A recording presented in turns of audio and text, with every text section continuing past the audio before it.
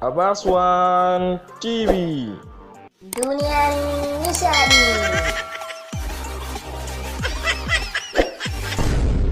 Zaituna, kan batun aurenki da Bansara da alamun fa an fara samun matsala.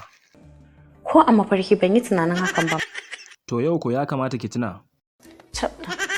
Amma ke kin san me ya faru, me dalili? Na faji labarin duk abin da ya faru. Kenan ki hakan bai dame ki ba? Haka ne. Da gaske kuma ke ce aka haska a wannan hoto? Haka ne.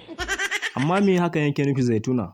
Kai dai ka roki Allah ya kare kowa daga azzalimi. Hakan yana nufin kenan kiyayya ne da kuma hasada. Haka ne. Amma me yasa kike kulla a Zaituna kulla? Saboda tare da ita muka zauna ɗaki ɗaya a foli. Kenan a ganin ki Zaituna mutumiyar banza ce? Zaituna ba munafuka bace. Zaituna bata san munafurci ba. Zaituna ta mafi Maryam kyawawan ɗabi'u. To amma ke menene ma damuwarki baki ɗaya? To me zan jira? Ai duk hanyar da zan yi in gana hana auren nan sai na yi. Idan Maryam tana son aurawa mijinta ɗaya daga cikin ƙawayenmu, me laifinmu? Kai ni ku Abbas, Allah ya raba mu da cutar hassada ya kuma kare mu daga gare shi. Ni wallahi duk yanda take so in zama zan zama idan har za ta aura min mijinta, kuma wallahi biyayya zan mata.